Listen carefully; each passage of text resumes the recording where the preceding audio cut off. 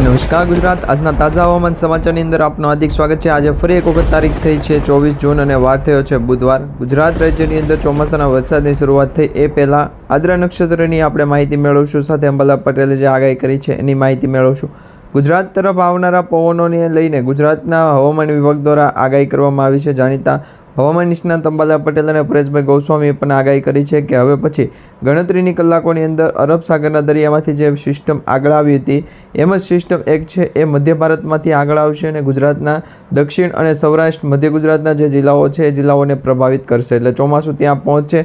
વિધિવત રીતે ચોમાસું છે એ 25 જૂનથી ગુજરાત રાજ્યની અંદર બેસવાનું છે, પરંતુ અત્યારે છેલ્લા 24 કલાક પહેલાં જે આગાહી મળી હતી એ મિત્રો માત્ર પ્રી મોન્સૂન એક્ટિવિટી જ હતી, એટલે કે ગુજરાતના ઘણા બધા જિલ્લાઓની અંદર વરસાદ પડવાનો છે, પરંતુ હજી 2 થી 3 દિવસનો સમયગાળો લાગવાની આગાહી હતી। પરંતુ હવે તમને ખાસ કરીને ઓફિશિયલી તારીખ આપી દઈએ તો 25 જૂનથી ગુજરાત રાજ્યની અંદર ચોમાસું છે સક્રિય થશે, ચોમાસાનો વરસાદ પડવાનો છે।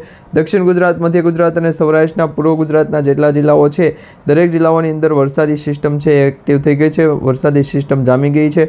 હવે પછી ગણતરીની કલાકોની અંદર આ વાતાવરણ છે પલટાશે અને 2 થી 3 દિવસમાં ચોમાસું છે એ ગુજરાતમાં દરેક જિલ્લાઓની અંદર વધી જશે, એટલે કે આગળ વધશે। એ પહેલાં અત્યાર સુધી જે છે એ ગુજરાતના નીચેના જે ભાગ છે ભારત દેશના જે મુંબઈ, મહારાષ્ટ્ર બોર્ડર લાગુના વિસ્તારો, મધ્ય પ્રદેશના જિલ્લાઓ, આ તમામ જિલ્લાઓની અંદરથી વરસાદ જે છે એ ગુજરાત તરફ આવ્યો હતો, પરંતુ હવે એક નવા સમાચાર મળી રહ્યા છે।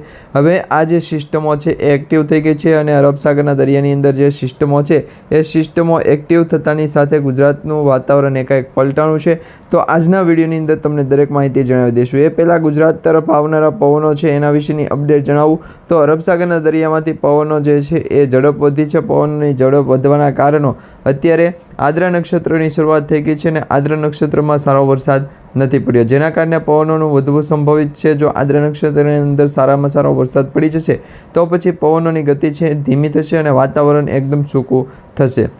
હાલ મિત્રો 1 થી 2 દિવસ માટેનું વાતાવરણ છે સક્રિય રહેશે, ત્યાર પછી ફરી વખત 28-29 તારીખથી ચોમાસાની બ્રેક લાગશે અને વરસાદ છે એ ખેંચાશે, કારણ કે હવામાન વિભાગ દ્વારા આ અંગેની આપણને જાણકારી આપી હતી। ગુજરાતના જાણીતા હવામાન નિષ્ણાત અંબાલા પટેલે પણ જાણકારી આપી હતી કે 28 જૂનથી ચોમાસું છે સક્રિય થશે, ત્યાં સુધી ચોમાસામાં બ્રેક લાગી શકશે। જેમ દક્ષિણ ભારતની અંદર ચોમાસું બેસ્યું ઓફિશિયલી રીતે, ત્યારે કેરળમાં જે છે એ બ્રેક હતો। કેરળ સાથે બેંગ્લોર, બેંગલવી, મદુરાઈ, ચેન્નઈ અને પોંડુચેરી આ તમામ જે રાજ્યો છે ત્યાંથી ગુજરાત તરફ આવનારા જેટલા પણ વિસ્તારો છે તમામ વિસ્તારો માટે હવામાન વિભાગ દ્વારા આગાહી આપવામાં આવી હતી અને આગાહીમાં કહેવામાં આવ્યું હતું કે હજી પણ 2 થી 3 દિવસનો સમયગાળો લાગશે। તો આ 2 થી 3 દિવસનો સમયગાળો વીત્યા પછી પણ વાતાવરણ જો સૂકું ન થયું હોય અને હવામાન વિભાગ દ્વારા જે જાણકારી આપવાની હતી એ ન આપવાની કારણે ગુજરાતનું દરિયાકાંઠાનું લોકેશન છે એ કદાપી બંધ થઈ શકે નહીં। આ હવામાન વિભાગ દ્વારા પણ આગાહી કરવામાં આવી, પરંતુ પરેશભાઈ ગોસ્વામીએ ખુદ કીધું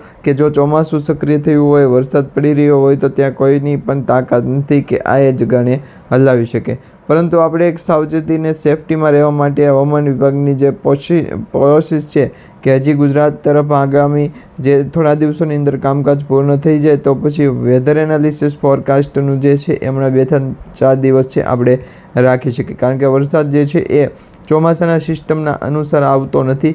આ જે ચોમાસું જે છે એ સિસ્ટમેબલ ચોમાસું ગણાય નહીં, કારણ કે ઓફ સિઝન છે એ ચોમાસાની ગણી દેવાય। ઓફ સિઝન શરૂ થઈ ગઈ હોય એવું લાગી રહ્યું છે, કારણ કે સિઝન ગુજરાતના દરિયાની અંદર ઉનાળો પૂરતી હોય છે, ત્યાર પછી ચોમાસું પૂરતું હોય છે। માત્ર એક શિયાળામાં છે એ 24 કલાક પછી ગુજરાતનું હવામાન છે એ ફેરતું હોય છે, એટલે કે વરસાદની સિસ્ટમ છે 1-2 દિવસ પછી હવામાન ખાતાને જે જાણકારી આપવામાં આવી છે એ પ્રમાણેનું સિસ્ટમનું સ્ટેબલાઇઝર છે એ આપણે ચેક કરવાનું રહેશે। જો સ્ટેબલાઇઝરની અંદર પણ આ પ્રકારનો પ્રોબ્લેમ રહેતો હોય, સેફ એનર્જી, તો એના વિશેની કોઈક માહિતી આપણે છે એ મેળવશું। તેના કારણે હવામાન વિભાગની મોટર જે છે એ ચોંટી ગઈ છે તેવું કોઈ કારણ મળ્યું હતું, પરંતુ તેના વિશેની આપણે જાણકારી આપવાની હતી, પરંતુ તે જાણકારી એ પ્રકારની હતી કે જો વેસ્ટર્ન ડિસ્ટર્બન્સ વહેલા આવશે ગુજરાતના દરિયામાંથી તો પછી આપણે જે છે એ વધારે પડતું અનાજ અહીંયા રાંધવાનું રહેશે. પરંતુ જો તેમાં મોડું થઈ જાય અથવા ન આવવાનું થાય તો પછી એ કાકાને છૂટા કરી શકાય, કારણ કે વરસાદની સિસ્ટમ છે એ અરબ સાગરના દરિયામાંથી બંગાળની ખાડી નથી અને ખાસ અમૃત વેલ બિલેડીના જે કેળાઓ છે વાડી વિસ્તારવાળા છૂટા થવાયા કેળાઓની અંદર વચ્ચે ગુજરાતનું મારણ છે એ કરેલું છે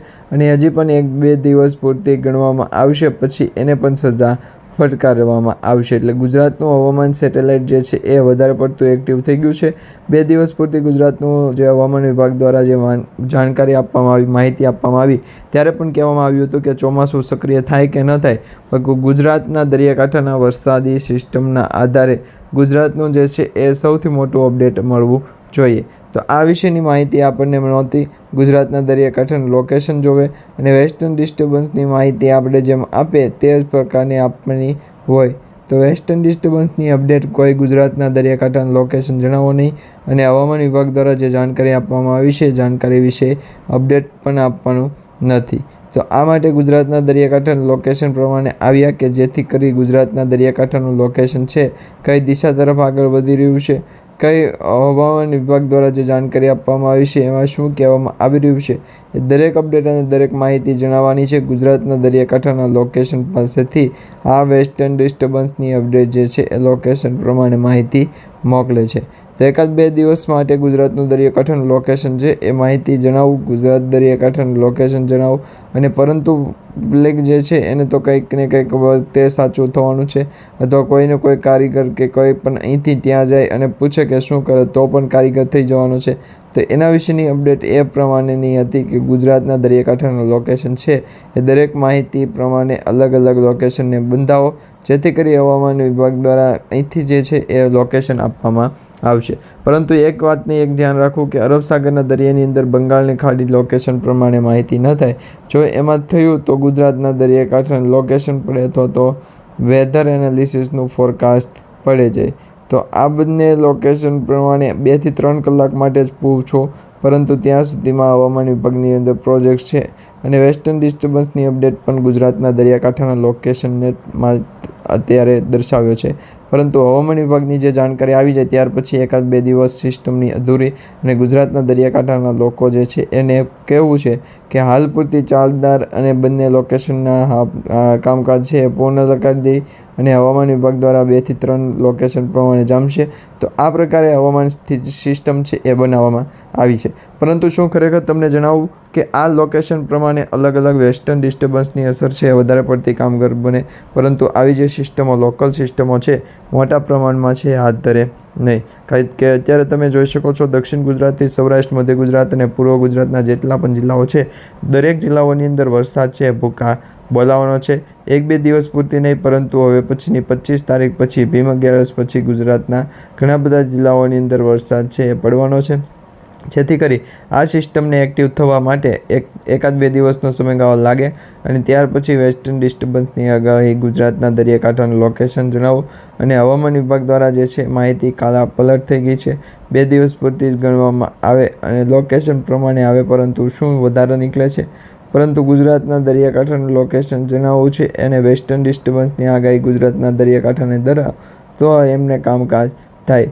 તો આ દરેક લોકો પાસે ગુજરાત દરિયાકાંઠાનું લોકેશન જણાવવું વેસ્ટર્ન ડિસ્ટર્બન્સની આગાહી મૂકી દેશે અને 2 થી 3 કલાક માટે હવામાન વિભાગની જે છે એ સ્થિરતા મુજબ ગુણવંત માહિતી આપણે આવેલી છે એ દરેક લોકેશન પ્રમાણે અલગ ગયા છો. હવામાન વિભાગની જે માહિતી છે એના વિશેની અપડેટ ગયા હતા અને શું કહેવામાં આવ્યું હતું ને શું કહ્યું છે. તો હવામાન વ્યક્તિકરણમાં ગુજરાતના દરિયાકાંઠાનું લોકેશન જણાવું 2 થી 3 દિવસ માટે લોકેશન પ્રમાણે જોવે તેમનું જે કાંઈ ભાડું પૈસા થતા હોય એ દરેક વિસ્તારોની અંદર લોકેશન આપી દો અને હવામાન વિભાગનું લોકેશન આપી દો. એની પાછળનું તમને કારણ કહું લોકેશન શા માટે દર્શાવવામાં આવ્યું કે હવામાન વિભાગ દ્વારા જે ફેરફાર કરવામાં આવ્યો છે માત્ર ને માત્ર અત્યારે હવામાન વિભાગની સ્થિતિ છે મજબૂત છે કે નહીં એના વિશેની અપડેટ જાણવાનું નથી.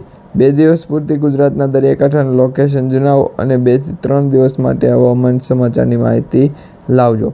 તો જ ગુજરાત દરિયાકાંઠાના લોકેશનને અસર કરાવવું અને બંગાળની ખાડીની અંદર લોકેશન જણાવવું તે પહેલાં ગુજરાતનું જે ડેવલપમેન્ટ એરિયા છે એને ડેવલપમેન્ટને કારણે ગુજરાતનું કચ્છી ભાડું જે છે કચ્છી ભાડુઆત દરેક લોકો જે છે એ હવામાન વિભાગ દ્વારા ફેરફાર કરે અને ગુજરાતના દરિયાકાંઠાના લોકેશન પ્રમાણે આગળ વધારતું હતું, પરંતુ તેમના પૃથાએ કોણ મજા લીધા છે.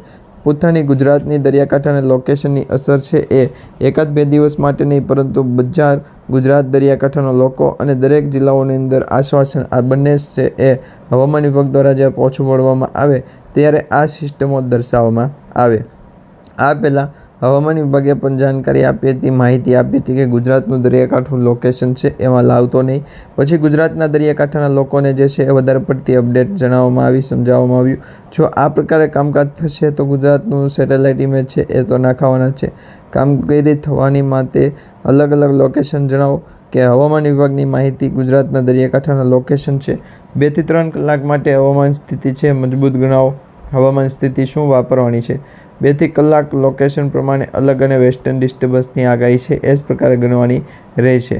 એક દિવસ પૂરતી આ માહિતી ગુજરાતના દરિયાકાંઠાની સિટેલ અને હવામાન વિભાગની માહિતી તો એક પ્રકારે માહિતી ઘણા જ ગુજરાતના દરિયાકાંઠા લોકેશનને જણાવું અને પછી ગણાવો માને તો એ કરવું હોય તો પણ જણાવો, વેસ્ટર્ન ડિસ્ટર્બન્સની આગાહી પણ જણાવો અને જે કરવું હોય તમારે જે કરવું હોય એ વરસાદી સિસ્ટમની આગળ વધારો અને ગુજરાતના દરિયાકાંઠાને પણ આગળ વધારો. તે માટે ગુજરાતના દરિયાકાંઠાનું લોકેશન છે એમને આગળ વધારવાની જરૂર પડતી નથી. ખરેખર આ માહિતી ગુજરાતના દરિયાકાંઠાનું લોકેશન જણાવો અને હવામાન વિભાગની માહિતી છે ગુજરાતના દરિયાકાંઠાનું લોકેશન છે એમને સેક્શન ગોઠવવું પડશે. તો આ માટે કામગીરી જે છે એમને આપણે બ્રેક મારવો પડે, વરસાદી સિસ્ટમ છે એને બ્રેક મારવો પડે અને ફરી એક વખત મુદ્ર અને ગુજરાતના દરિયાકાંઠાનું લોકેશન જણાવો અને હવામાન વિભાગની માહિતી જણાવું કે ગુજરાતના દરિયાની અંદર જણાવું. તે પછી 2 થી 3 દિવસ માટેનો સમયગાળો છે એ કાર્ય ફરી દેવામાં આવે અને આ માટે ગુજરાતના સેટેલાઇટ ઇમેજ જે છે એમને દ્વારા માહિતી અંધ અને ક્વેશ્ચન પુરાના આચર દ્વારા જે જાણવા મળે અને હવામાન સમાચાર માહિતી ગુજરાતના દરિયાકાંઠાનું લોકેશન છે એમના દ્વારા આ અંગેની ચેતવણી માંગ મૂકવી ન પડે. અત્યારે ન મૂકવી પડે, પરંતુ પછી તે ક્રાઇટેરિયા કમ્પ્લીટ થઈ જાય, એનો જે ટાર્ગેટ પૂરો થઈ જાય પછી આપણને ટાર્ગેટ છે આપવાનો રહેશે. તો એ માટે અત્યારે જે જણાવવું રાખવું હોય એ રાખીજો. પછી ગુજરાતના દરિયાકાંઠાનું લોકેશન જણાવો અને હવામાન વિભાગની માહિતી છે એના વિશેની માહિતી આપણે આપવાની જરૂર નથી. તો એના વિશેની જે જરૂર કાદ ગુજરાતના દરિયાકાંઠા લોકેશનને જણાવું 2 દિવસ પૂરતી ગુજરાતનું સેમે જે છે એને હવામાન વિભાગ દ્વારા જે જાણકારી આપવામાં આવી ત્યારે પણ કહેવામાં આવી રહ્યું હતું કે જો લોકેશન ચેન્જ થાય 2 દિવસનો સમયગાળો લાગે તો આ પ્રકારની ગુજરાતની સ્થિતિ છે એને આપણે અવર લાવવી પડશે અને આ માટે દરેક લોકો પાસેથી કામગીરી છે આપણે કઢાવવાની રહેશે.